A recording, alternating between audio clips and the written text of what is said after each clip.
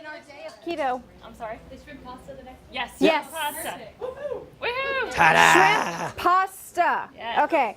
We are not using pasta because this is Dr. Huber's realm. So what we're using in place of our pasta is super convenient zoodled veggies. I bought the butternut squash and the zucchini. You can buy your own noodler, spiralizer, and do it yourself if you have that time. That's a great option. I bought the little tiny one that's like $8 at Kroger. That was a bad idea because most of the zucchini and the yellow squash I'm buying doesn't fit in there, and it was a pain. So I find this to be super convenient. It's already done for you at Kroger. You don't have to think about it. You just dump it in. And if you want your kids to start cooking, which I do, they can make this themselves. But if you want a good spiralizer, this is a great way to go, much better than my little handheld option that I went for. So here's what I'm going to do, because with my last name's Talarigo, I married an Italian, so we ate pasta all the time. We're not doing that anymore. So this is kind of taking the place of that. So I'm going to heat up some oil in my skillet. And then because I want some more fat, I'm going to throw some butter in here as well. Woo. We're going to melt that up. It's a lot of fat, girl. It's a lot of fat. It's all right. It's good for you. All right, so this is like, everybody loves like a shrimp scampi or something like that when you go to a great restaurant. We're going to repeat that, but we're going to make it on the healthy end. So what we bought was just regular old raw shrimp without the tail, peeled into vein in the frozen section. I've already drained it. So I'm going to increase my heat. I'm going to dump my shrimp in with my oil and my butter. And what I'm going to add is my garlic. I have a garlic press at home, and I like to buy raw, regular, fresh garlic. But let's face it, it's already done. I'm just dumping it in. That's my favorite. I keep it in the fridge all the time. So we're going to increase my heat. So if you can't see this, what I'm doing is I'm just sauteing my shrimp in with my oil and my garlic and my butter. And I'm going to add a little bit of salt because my doctor says I need more salt in my diet. So what I'm going to do is I'm going to cook my shrimp down first. After I cook my shrimp down first, and this is what I like about for a weeknight to do for fish, because I feel like fish is really intimidating for people if you're not used to cooking it. If you're not used to cooking it and you want to get into it, start with a shrimp, or you can even start with a tilapia. A tilapia is a really mild fish. I love the tilapia loins at Costco. They're individually wrapped. It's a really thick, nice portion. It's not the really thin things that you find at your local grocery store in the freezer section, but it's not as intimidating, and it goes quicker, and it's milder. So if you're not sure about the fish thing, this is a great place to start. So you want to cook your shrimp until it gets pink. Mine is pink already, and I just dumped this in, and I have less than a medium heat on here. So I'm going to take my shrimp out of my skillet. And again, I'm only using one pan. And I do this for my kids. We're starting football season, so now we're heading off to stuff at night. We've got scouts at night. And frankly, I come home and I'm tired. So I still want to eat healthy. So I've got my stuff that I've taken my shrimp out. I'm just dumping in, and that's it. Done. Done. I'm going to add more salt because that helps it sweat, breaks it down a little bit. I don't really need to add any more oil than that. If you want to add more butter, you want to add something else to it, I think dill would be great in here. Grab whatever, it's back to whatever you like. This isn't baking. Baking is a science. Baking has to be measured, because if you don't measure it, it's not going to turn out right. Cooking is all about what you enjoy. What do you guys think? This took minutes. Yeah. Pretty much is done. This is gonna be. I did this right before you guys came so we could have it plated and ready, but I'm literally doing this raw in front of you. So I'm just gonna saute this, get it to the consistency you like.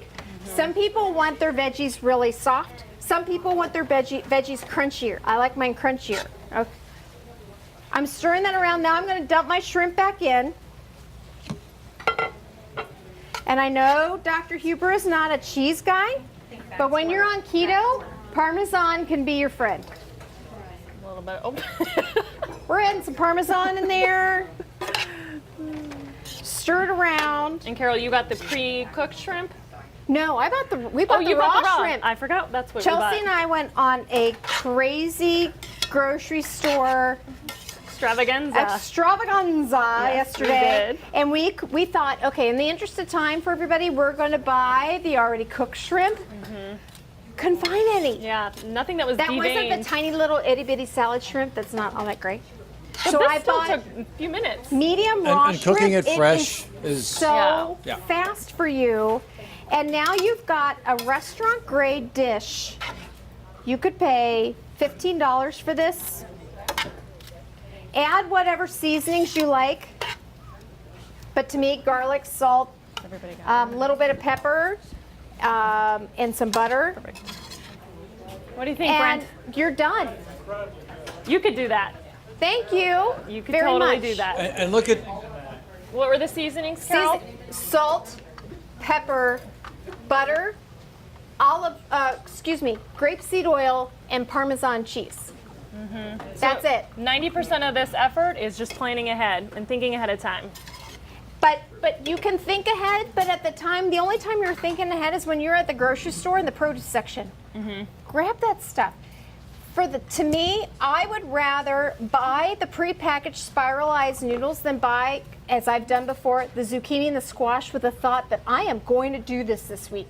And then they rot and I throw them away and they're not done. I'd rather spend the money and use it because it's there and I can grab it than not have it at all. Because if I don't have it and it's rotten, I'm running to Skyline or someplace else and it's costing me more in the long run. Yeah.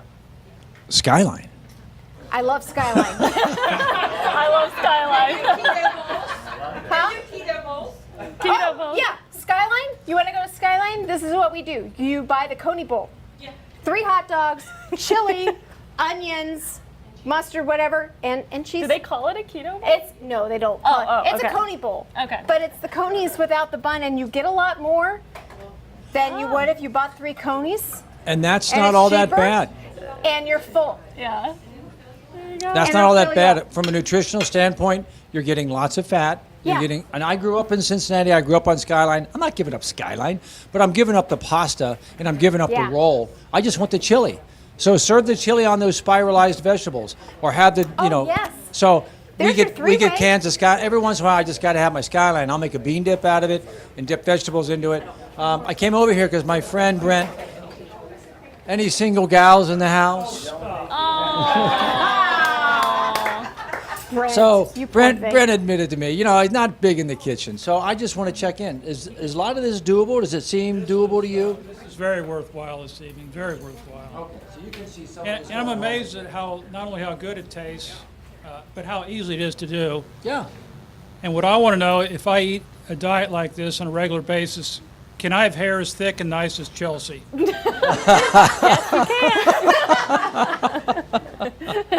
And I want to point out, look at the complex machinery we've used to prepare these foods so far.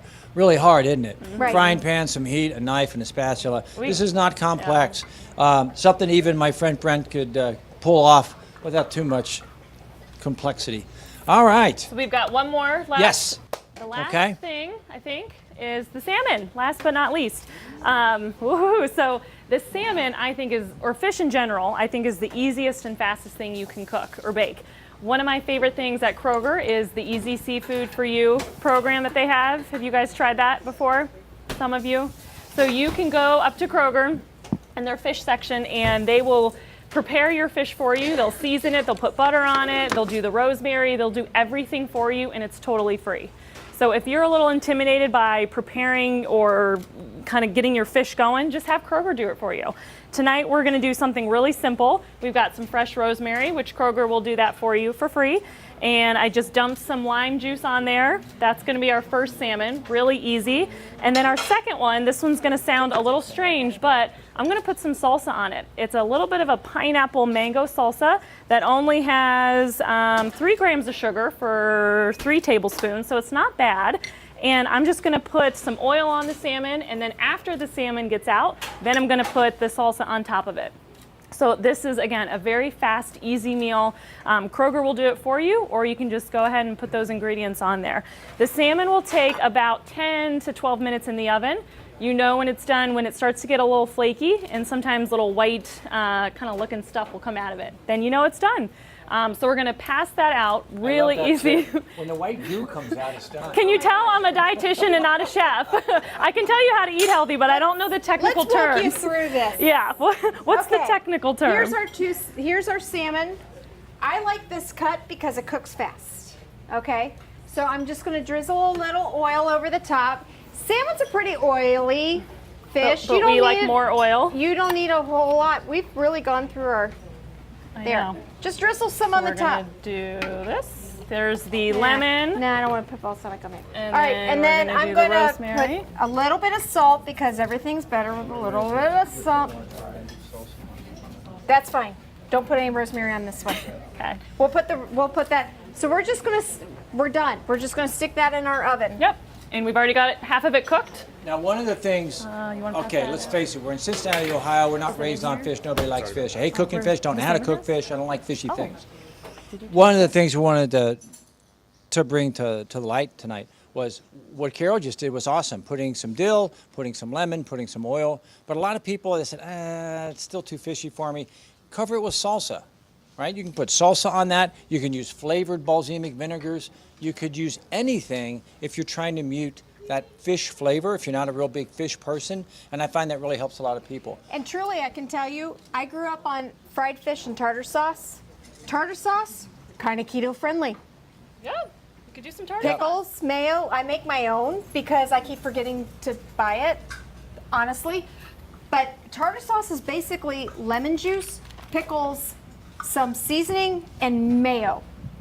You buy yourself a healthy mayo. You can make your own tartar sauce. There's what you've got for your accompaniment for your fish, and you're still staying on the keto. And it's wild caught too. Yeah? Wild caught salmon. Ta-da. I think Ta-da. we have one other thing.